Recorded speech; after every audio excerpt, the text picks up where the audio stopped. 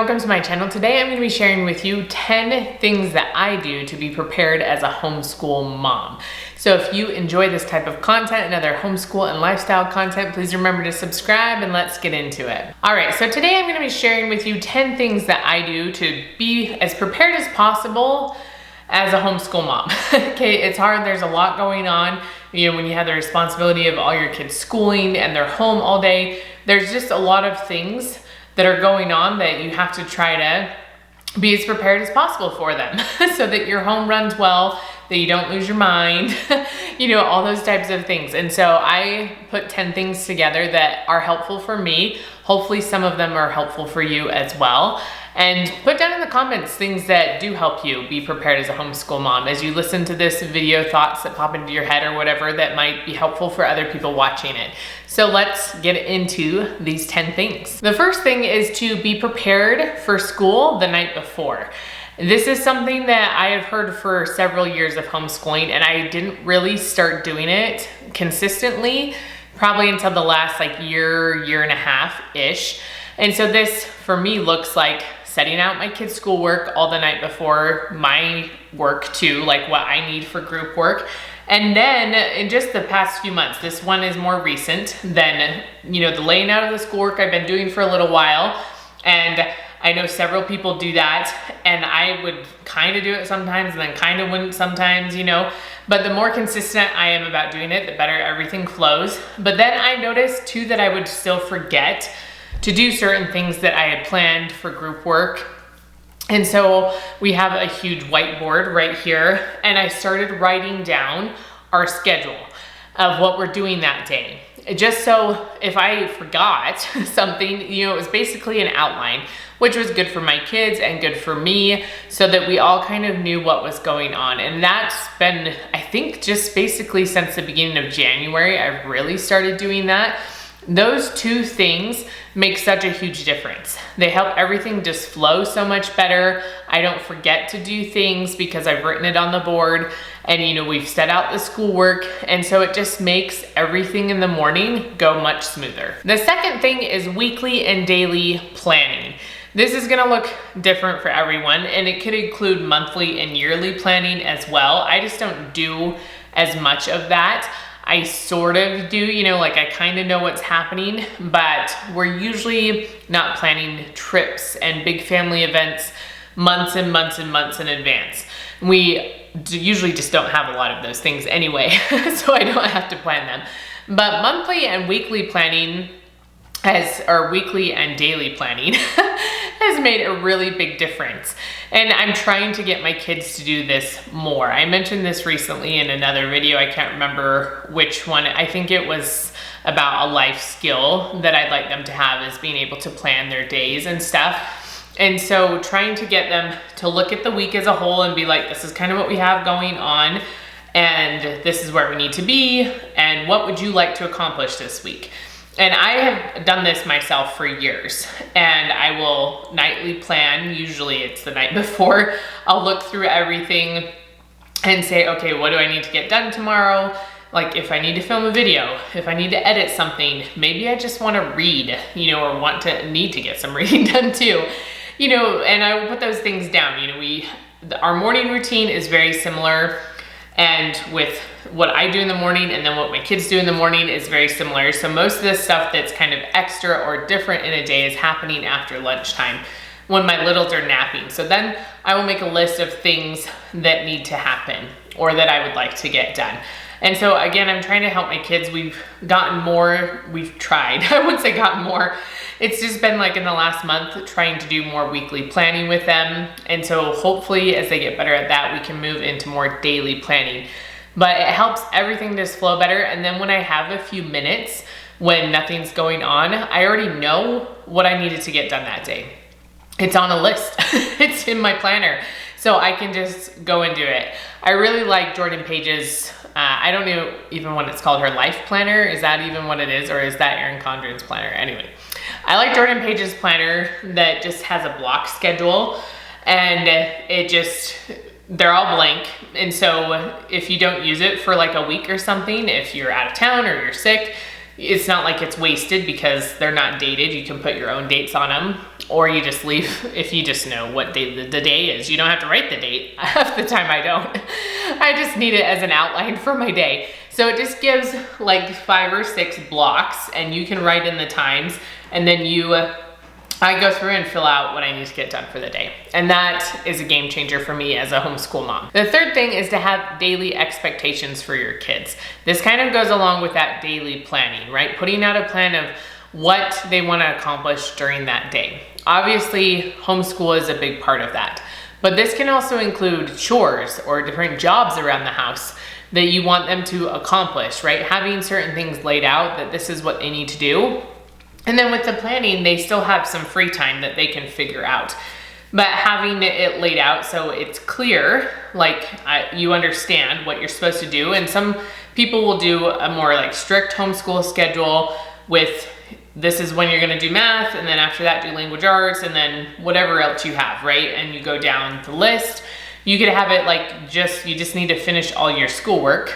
And if it's not done by a certain time, then there could be certain consequences or whatever, right? So have expectations for your kids, not just like, oh, it's just whatever you wanna do, and if you get your schoolwork done, if you don't, like having some sort of guidelines for them is very, very important. And it helps me as a homeschool mom too, because then they're not wasting my time. You know, a lot of times it's like, if you're not getting my help by the time it's lunchtime, because they all can realistically get done what they need with me before lunchtime, then you're gonna have to pay me or do something for me to have my help after lunchtime, because my time is precious and they need to understand that. So setting expectations for them and for yourself helps everybody be able to understand that better, and we can function better together as a family. The fourth thing is to get up early. This again will look different for different people. For me, getting up early is about 6 o'clock. My husband's usually up at 5:45. And so I will get up right after him, because I like to have time for scripture study and for working out in the morning. And I like it to be a decent chunk of time. Usually it's a couple hours between scriptures and then working out, because I also go on like a 30-minute walk, either on our treadmill or outside. And I like to just have this time for me in the morning. So a chunk of it, my kids are still asleep, because they mostly start to get up around 7:30 and stuff. And so my husband will take that shift in the morning from like 7 to 8, 9, 9:30, depending how long, between breakfast and everything like that for me getting ready. And so he'll help with all the morning things and get everybody kind of ready for the day and get them started on their individual subjects if they want to do that. They don't have to start on them then, but a lot of them just do. And so they'll do all those kind of things in the morning. But this is only, it only works out because I get up early. Because I'm getting up before my kids and doing things, and I have done this for years. And I know a lot of people are like, I'm not a morning person, I'm not this and that. And I'll talk about this probably a little bit more, because I have another point about getting a good amount of sleep. But you become what you train yourself to do. And so if you really want to become a morning person, you can. There was a point where I couldn't work out in the morning for a long time, because it would just make me sick to not really eat anything before I worked out. And then eventually I trained myself to be okay with it. And it took a lot of practice, and I would eat little bits and stuff in the morning just to give my stomach something. And then eventually I got used to working out earlier and before I ate breakfast, and I actually love it so much. And if I don't work out and do my scriptures first thing in the morning, then it's on my mind all day long. It just is kind of sitting there nagging me, like, when are you gonna do this? When are you gonna do this? And so I love to be able to just get it done with in the morning. It helps wake me up, it helps me feel better, and just be a little bit more prepared and spiritually prepared too for teaching my kids that day. So get up early. The fifth one is prioritize sleep, right? This going with getting up early. It's hard to get up early if you don't go to bed early. And I usually am up in my room between 9 and 9:30. I will read a little bit, but most of the time I am going to sleep at 10, or I am already asleep by 10.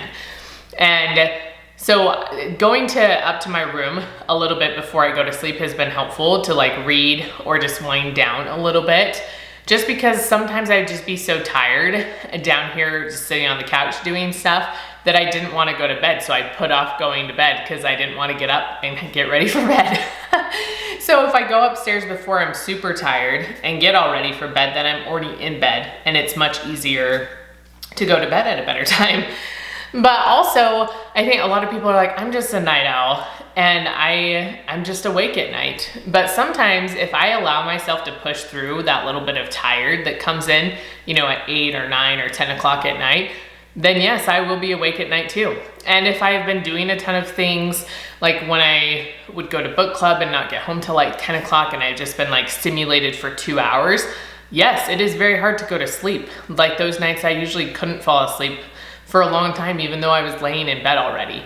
And so prioritizing sleep will help everything function so much better. But it is going to take some sacrifices and some work. You know, if it's not something that you're already good at, then you're gonna have to work at it. My goal is usually to get 7.5 to 8 hours of sleep at night. And when I am not feeling well or sick, it's usually closer to like 8.5 to 9 hours of sleep at night. And so make it a priority. You know, you just have to be like, you know what, I'm tired, I'm just gonna go to sleep. And just go to sleep, even if it's like 8:30, like it doesn't matter, okay? Your body is telling you that it is tired, you need to listen. And it will affect everything else. Again, you can get up earlier. You will feel better throughout the day because you had a good night's sleep. Okay, I have 6 kids. My littles sleep through the night because I am pretty intense about sleeping. Like it's important. I establish routines from the time they're very, very, very little. And they've had a 7 o'clock bedtime basically since they were a couple months old. And so it's very important to get sleep. Moms need sleep to function well, to be healthy. And I will never stop preaching that because I know what I'm like when I don't get sleep and I don't like it. I'm not a nice person. I don't feel good. I can't work out effectively. I can't teach my kids effectively. So make sure that you are prioritizing sleep. The 6th thing is to plan ahead and get things done early. Some things it's easier to do this than other things. It just kind of depends.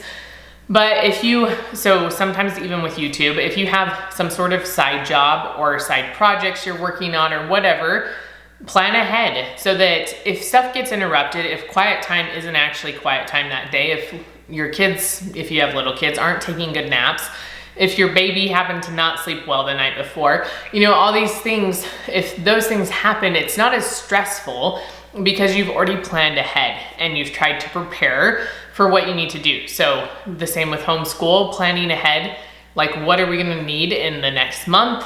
You know, make sure you have all the supplies. So if you just don't have time when it comes right down to it, you've already planned it and it's already there. And so it's easy just to kind of pull out and go. And it's just so much more helpful. Even if you just look like a week ahead or a few days ahead, it makes a huge difference just to plan a little bit ahead, because then when things happen, it will not be as overwhelming as it could have been if you weren't already prepared. The 7th thing is to clean as you go. I feel like I have a few videos just about this whole concept by itself. They're probably several years old, but cleaning as you go is so important. Making sure things have a spot and everything goes in its spot is important. People will come into my house, and mind you, it is not like deep clean. There's a lot of like deep cleaning things that need to happen, but it is organized and put together almost 100% of the time. Because we clean as we go, we make sure things have a spot. I try to teach my kids that, to put things away. It just makes everything so much easier as you do that. And sometimes, so for me, if stuff's on the counter, it drives me bonkers.